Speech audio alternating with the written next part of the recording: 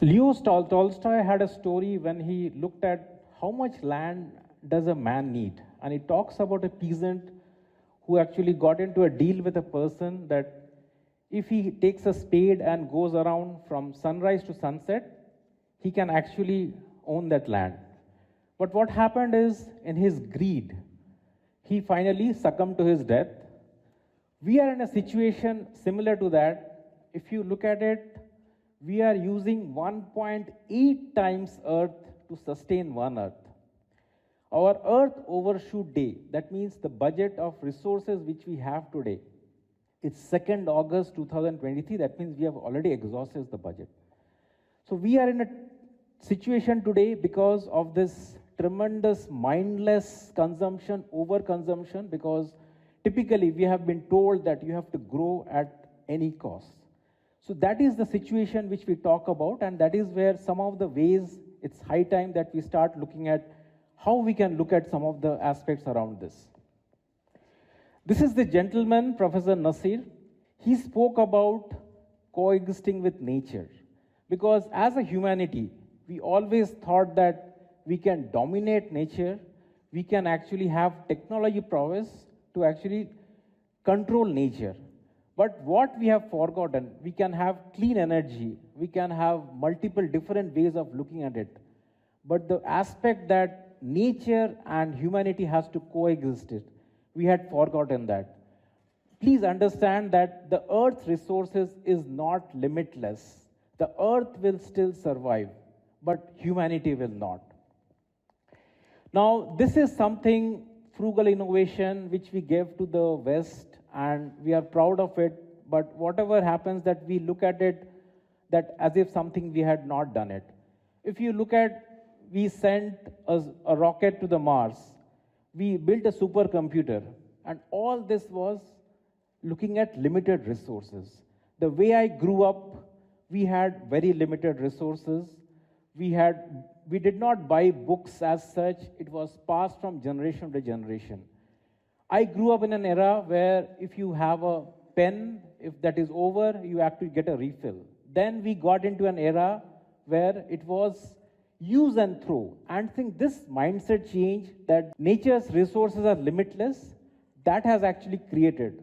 So this is what we gave to the world, and this is what actually now the world is looking at us, because it's a tipping point. If we really don't act, that 1.5 degree science-based target, we will actually miss that.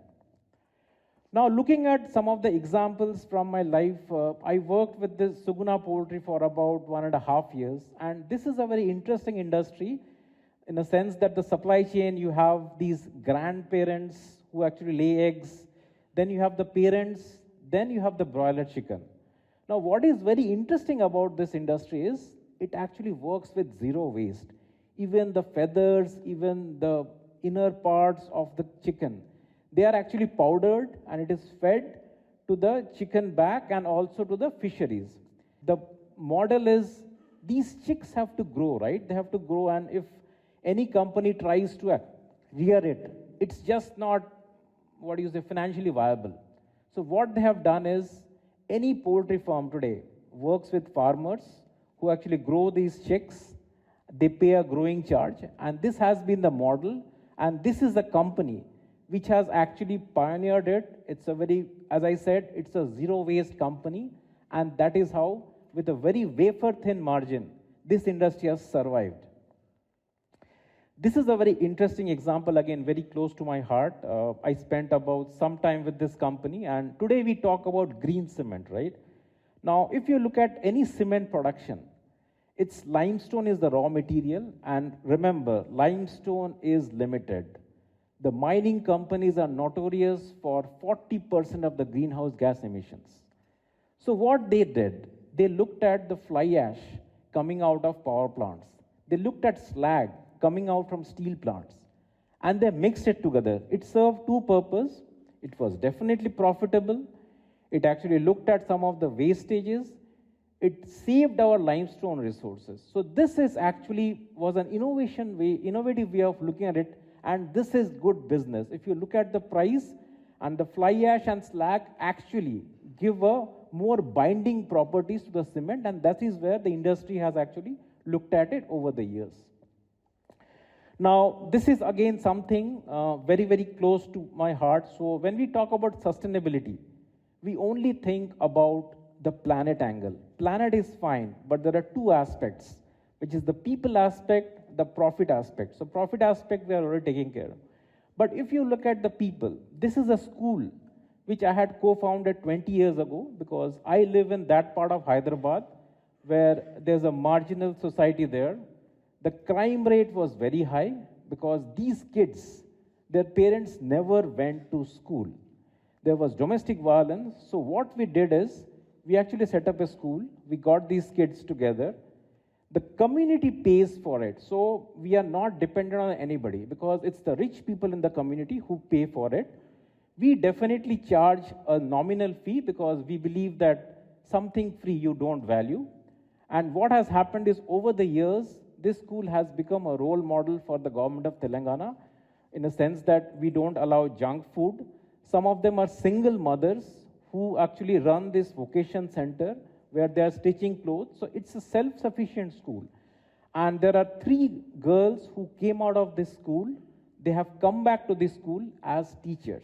So that way we have been able to close the loop, and this is something has been a role model. It's talked about by the government of Telangana, and this is an experiment in social innovation which has led to a sustainable way of looking at a societal problem, mainly crime rate and unemployability, domestic violence. Because do understand that if the level of unemployability is high in any country, your society is under a lot of pressure because the crime rate actually increases a lot.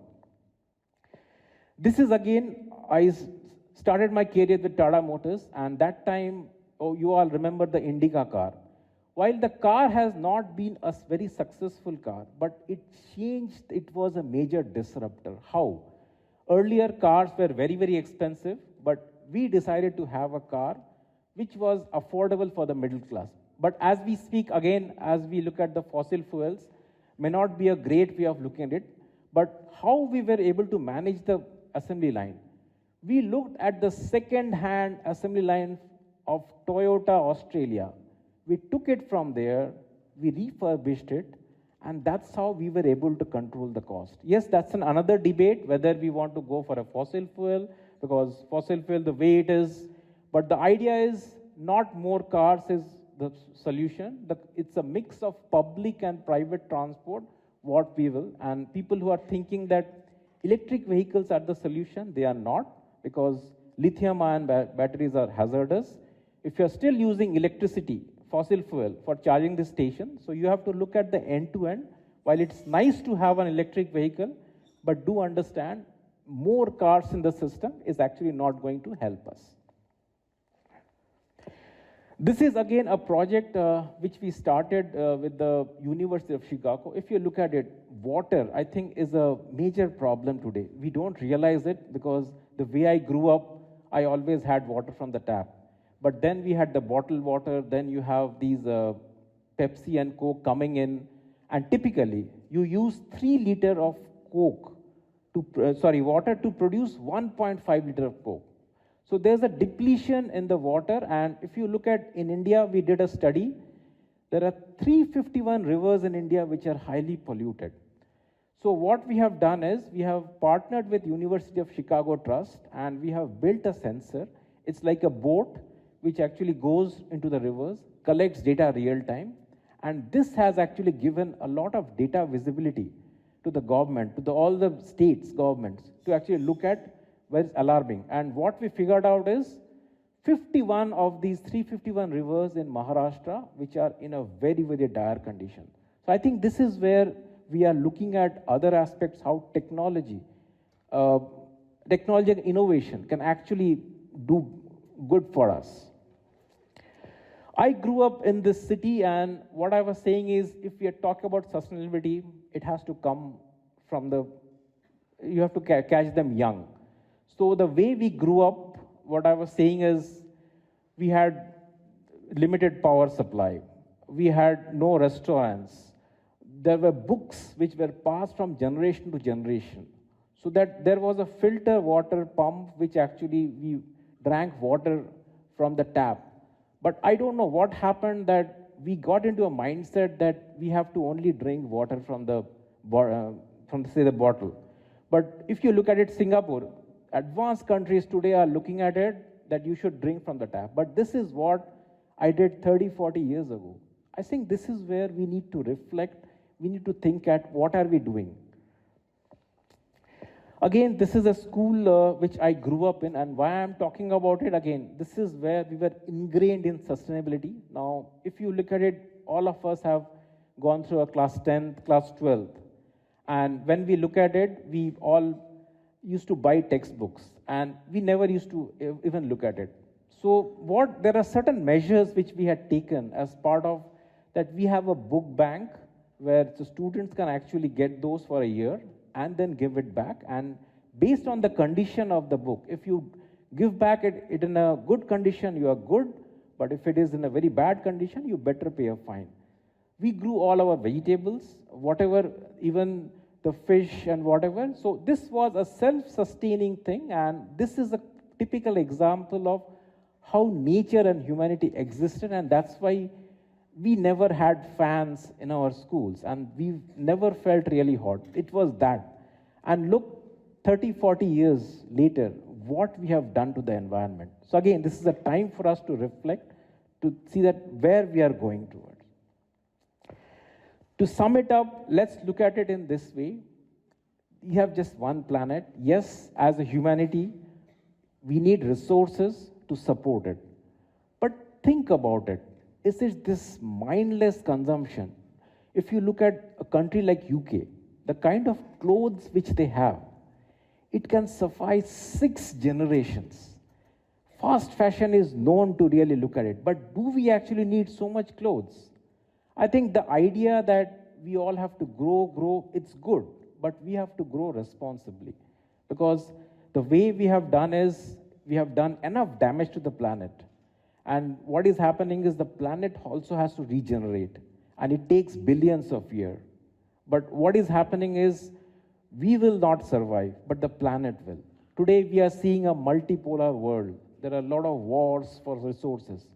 But this is the real war where humanity has to be together, because this is a war for us to survive. This is a war for us to coexist.